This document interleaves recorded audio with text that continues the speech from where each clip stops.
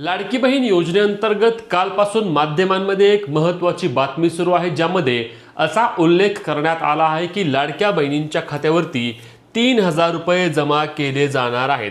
आता हे 3,000 रुपये कोणते असणार, तर हे 2 महिन्यांचे पैसे, अर्थातच फेब्रुवारी आणि मार्च असे 2 महिन्यांचे एकत्रित पैसे लाडक्या बहिणींच्या खात्यावर मिळणार, असा उल्लेख त्या ठिकाणी करण्यात आलेला आहे। मग खरंच लाडक्या बहिणींच्या खात्यावरती 3,000 रुपयांचे वितरण केले जाणार आहे का? नेहमीप्रमाणेच हा फक्त एक चर्चेचा मुद्दा असून लाडक्या बहिणींच्या खात्यावरती 1,500 रुपयेच येणार का, असे विविध प्रश्न या निमित्ताने लाडक्या बहिणींच्या मनात येत आहेत की खरंच आमच्या खात्यावरती वितरण होणार आहे का नाही, 1,500 येणार का 3,000 रुपये येणार?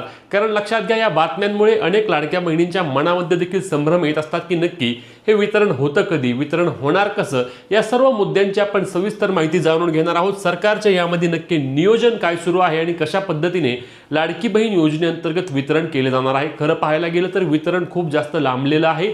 लाडक्या बहिणींना फेब्रुवारी महिन्याचा हप्ता मार्च महिन्याचा अखेरीस शेवटचे 2 आठवडे राहिले तरी देखील लाडक्या बहिणींच्या खात्यावरती अजूनही फेब्रुवारी महिन्याचे मानधन जमा होत नसेल, तर त्या ठिकाणी लाडक्या बहिणी मोठ्या प्रमाणावर नाराज आहेत। लक्षात घ्या, सध्या निराधार बांधवांचे अनुदान जमा झाले आहे, पीएम किसान योजनेचे पैसे आलेले आहेत, फक्त लाडकी बहीण योजनेअंतर्गत लाडक्या बहिणींच्या खात्यावरती मात्र अजूनही कोणत्याही प्रकारचे वितरण न झाल्यामुळे राज्यभरातील ज्या महिला आहेत, ज्या लाभार्थी लाडक्या बहिणी आहेत, त्या नक्कीच काही प्रमाणामध्ये नाही तर जास्त प्रमाणामध्ये नाराज असल्याचे पाहायला मिळत आहे। आता नक्की हे वितरण होणार आहे का नाही, मग या वितरणामध्ये लाडक्या बहिणींच्या खात्यावरती डायरेक्ट 3,000 रुपये येणार आहेत का, सर्व सविस्तर माहिती जाणून घेण्याचा प्रयत्न करूया। व्हिडिओ नक्की शेवटपर्यंत पाहायचा आहे, चॅनलला सबस्क्राइब करून पेजला देखील फॉलो करून घ्या, जेणेकरून या सर्व अपडेट तुमच्यापर्यंत सर्वात आधी आणि सर्वात योग्य पद्धतीने पोहोचवण्याचे काम मित्रांनो आपण करत असतो। तर लाडक्या बहिणींनो, यातील सर्वात महत्त्वाचा मुद्दा म्हणजे लक्षात घ्या की लाडक्या बहिणींना फेब्रुवारी प्लस मार्च महिन्याचा हप्ता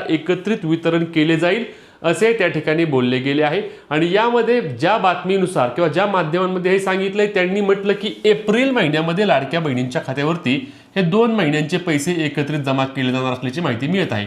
आता हे एप्रिल महिन्यामध्ये वितरण द्यायचं कधी, तर फेब्रुवारी आणि मार्च महिन्याच्या हप्त्याचे वितरण एप्रिल महिन्यामध्ये द्यायचे। तर लक्षात घ्या, वर्षातून वर्षाला पैसे असतात, त्यामुळे या महिन्याचा हप्ता देखील याच महिन्यामध्ये लाडक्या बहिणींच्या खात्यावरती द्यायला लागतो। म्हणून एप्रिल महिन्यामध्ये लाडक्या बहिणींच्या खात्यावरती फेब्रुवारी आणि मार्च महिन्याचा लाभ येणार, यामध्ये कोणत्याही प्रकारचे तथ्य नाही। लक्षात घ्या, यामध्ये सरकारच्या वतीने कोणत्याही प्रकारची माहिती नाही, कोणत्याही प्रकारची सरकारच्या वतीने याची तरतूद नाही। आणि म्हणूनच लाडक्या बहिणींनो, घाबरून जाऊ नका, कारण जेव्हापासून ही बातमी किंवा जेव्हापासून अशा चर्चा सुरू झाल्या आहेत, त्यानंतर अनेकांनी विचारलं की आम्हाला मग आता या महिन्यामध्ये 1 रुपया देखील मिळणार नाही का? कारण लक्षात घ्या, फेब्रुवारी आणि मार्च महिन्याचा हप्ता जर एप्रिल महिन्यामध्ये मिळणार असेल, तर मार्च महिन्यामध्ये लाडक्या बहिणींच्या खात्यावरती 1 रुपया देखील आला नाही ना।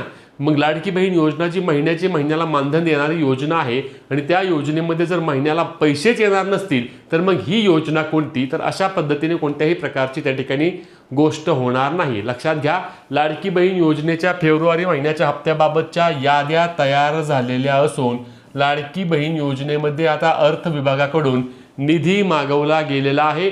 अर्थ विभागाने निधीचे वितरण केल्यानंतर त्या ठिकाणी लाडक्या बहिणींच्या खात्यावरती योजनेचे पैसे जमा होणार आहेत। यामध्ये सर्वात महत्त्वाचा मुद्दा असणार आहे तो म्हणजे गुढीपाडव्याच्या निमित्ताने लाडक्या बहिणींच्या खात्यावरती पैसे जमा होणार का, याबाबत सरकारचे देखील सर्व प्रयत्न सुरू आहेत की गुढीपाडव्याच्या आधी लाडक्या बहिणींच्या खात्यावरती निधी वितरित करावा। खरं तर हे प्रयत्न सुरू असले किंवा कोणत्याही गोष्टी सुरू असल्या तरी लाडकी बहीण योजनेच्या वितरण जोपर्यंत त्यांच्या खात्यावर येत नाही तोपर्यंत महिला यामध्ये त्या ठिकाणी समाधानी असणारच नाहीत। कारण लक्षात घ्या, महिला दिनाच्या निमित्ताने जे वितरण व्हायचे होते 8 तारीख, ते वितरण जवळपास 19 तारखेपर्यंत जर होत नसेल, तर यामध्ये सरकार नक्कीच या लाडकी बहीण योजनेमध्ये अनियमितता ठेवतंय। कोणत्याही प्रकारचे लाडक्या बहिणींना योग्य पद्धतीने वितरण होत नाही। प्रत्येक वेळी, प्रत्येक हप्त्याच्या वेळी लाडक्या बहिणींना वेगवेगळ्या प्रकारच्या तारखा समोर येत आहेत, वेगवेगळ्या प्रकारचे त्या ठिकाणी कारणं येत आहेत, जे इलेक्शन आधी लाडक्या बहिणींच्या खात्यावरती 2-2, 3-3 महिन्यांचे वितरण आधी व्हायचे, आता 2-2, 3-3 महिन्यांचे आधीचे वितरण तर विषय संपलेलाच आहे। दुसरा महत्त्वाचा म्हणजे मागील महिन्याच्या हप्त्यासाठी लाडक्या बहिणींना पुढचा अख्खा महिना संपवून द्यावा लागतोय, तेव्हा कुठे त्यांच्या खात्यावरती योजनेचे पैसे जमा होत आहेत।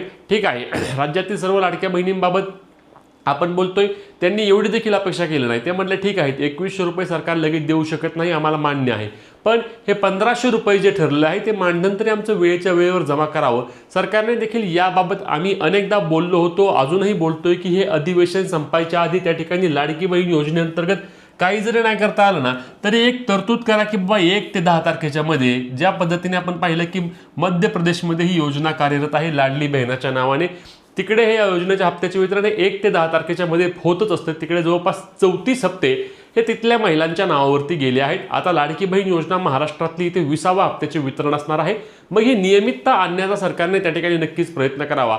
आपल्याला माहिती असेलच की 2025चा अर्थसंकल्प मांडताना त्या ठिकाणी तत्कालीन उपमुख्यमंत्री अर्थमंत्री माननीय अजितदादा पवार, स्वर्गवासी अजितदादा पवार यांनी तेव्हाच सांगितलं होतं की लाडकी बहीण योजनेमध्ये आम्ही नियमितता आणणार आहोत. लाडक्या बहिणींच्या खात्यावरती एका ठराविक तारखेला पैशांचे वितरण व्हावे यासाठी आम्ही प्रयत्न करणार आहोत. परंतु आता या अधिवेशनामध्ये या संदर्भात कोणत्याही प्रकारचे बोलले गेले नाही. या अधिवेशनामध्ये अर्थमंत्री म्हणून त्या ठिकाणी राज्याचे मुख्यमंत्री देवेंद्रजी फडणवीस यांनी त्या ठिकाणी अर्थसंकल्प सादर केला. यावेळी लाडकी बहीण योजनेबाबत बोलताना त्यांनी सांगितलं की लाडकी बहीण योजनेसाठी भरीव निधीची आम्ही तरतूद करू आणि पुढील वर्षभर लाडकी बहीण योजना त्याच पद्धतीने चालू राहणार आहे.